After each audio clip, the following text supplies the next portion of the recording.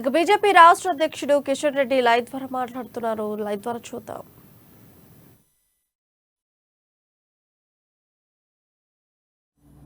పార్టీని కాదని చెప్పి కేసీఆర్ నాయకత్వం దగ్గర పంపించిన చరిత్ర చూస్తా ఉన్నాం.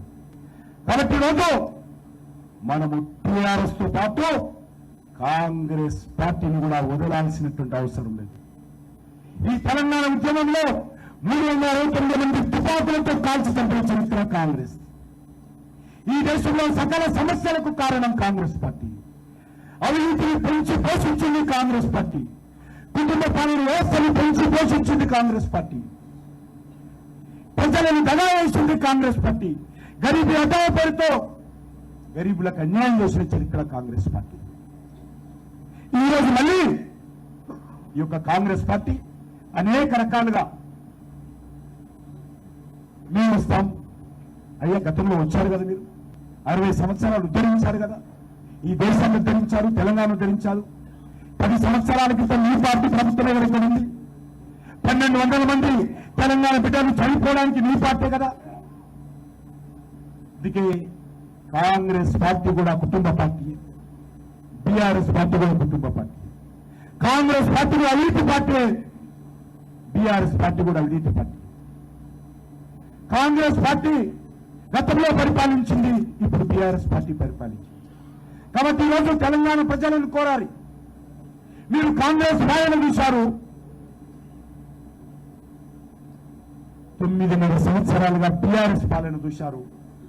ఈరోజు నరేంద్ర మోడీ గారి నాయకత్వంలో భారతీయ జనతా పార్టీని ఆశీర్వదించాల్సిందిగా, నరేంద్ర మోడీ గారి నాయకత్వంలో బీజేపీని గెలిపించాల్సిందిగా ఒక గట్టి సందేశం మన జాతీయ అధ్యక్షులు నడ్డా గారి నేతృత్వంలో, నరేంద్ర మోడీ గారి నేతృత్వంలో తెలంగాణలో కూడా భారతీయ జనతా పార్టీ జెండా, కాషాయ జెండా ఈరోజు హైదరాబాద్ లో గోల్కొండ మీద, తెలంగాణ అసెంబ్లీ మీద ఎగిరేస్తామనేటువంటి ఆత్మవిశ్వాసంతో మనం ముందుకెళ్దాం.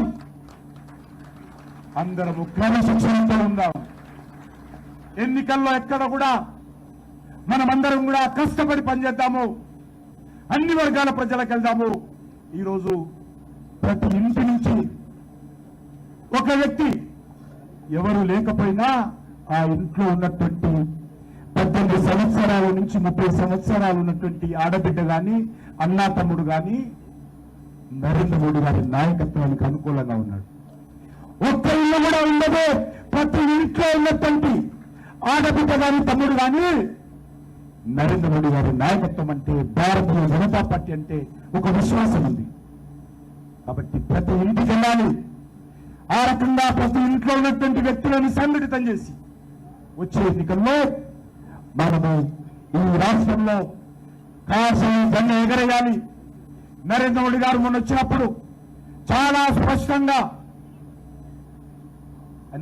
మనకు సందేశం తెలంగాణ ప్రజలకు ఇచ్చారు. ఒక దౌర్భాగ్యమైన ముఖ్యమంత్రి ఈ రాష్ట్రంలో అభివృద్ధి కార్యక్రమాలు చేపడితే ఆ కార్యక్రమాలకు రాలేనా?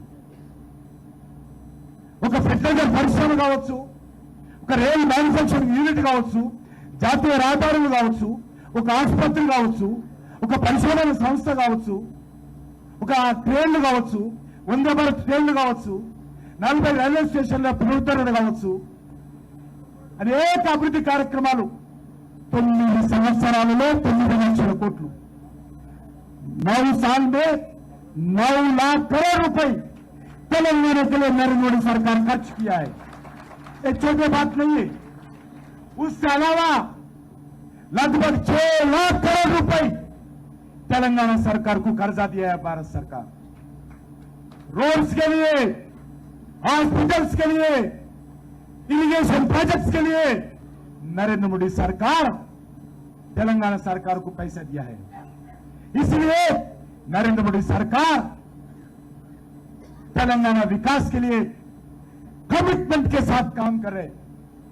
అందుకే మనమందరం కోరుతా ఉన్న ఏదైతే విమర్శిస్తున్నారో, ఎట్టి పరిస్థితుల్లో మనం ఎప్పటికీ కూడా ఎవరికి తల వంచకూడదు, ఎక్కడ కూడా ఆత్మవిశ్వాసాన్ని కోల్పోకూడదు. తెలంగాణ అభివృద్ధి కోసం నరేంద్ర మోడీ గారి ప్రభుత్వం అన్ని రకాలుగా ప్రయత్నం చేస్తున్నాం.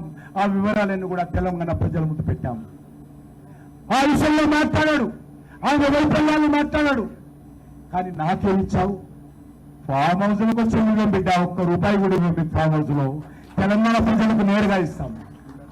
కాబట్టి మీ అందరిని కోరుతాను, పెద్దలు ఇలాంటి ముఖ్య అతిథి మనకు ఒక దిశా నిర్దేశం చేయడానికి వచ్చినటువంటి జగత్ ప్రకాష్ నడ్డా గారు మనకు మార్గదర్శనం చేస్తారు. కాబట్టి మనమందరం కూడా ఒక సాయంకాలం వరకు అనేక కార్యక్రమాలు ఉన్నాయి. ఏ ఒక్కరు కూడా మధ్యలో మరి ఎవరు పోకుండా అందరూ చివరి వరకు ఉండి ఈ కార్యక్రమాలన్నింటినీ కూడా విజయవంతం చేస్తూ మనం అనుకున్నటువంటి ఎజెండా పూర్తి చేసుకొని ఒక సమగ్రమైనటువంటి ఒక స్పష్టమైనటువంటి మరి ఒక దిశానిర్దేశంతో మనం మన క్షేత్రాలకు వెళ్ళి మరి విజయ జాతీయ పతాకాన్ని చేతపట్టుకొని డిసెంబర్లో మీరు ఈ ప్రాంతాల నుంచి ఎమ్మెల్యేలను తీసుకొని హైదరాబాద్ కు రావాల్సిందిగా మీ అందరికీ కోరుతా ఉన్నాను. మీ అసెంబ్లీల నుంచి ఎమ్మెల్యేలను గెలిపించుకొని మీరందరూ కూడా డిసెంబర్ 2వ వారంలో జరిగేటువంటి శాసనసభ్యుల సమావేశానికి మీరందరూ రావాలి.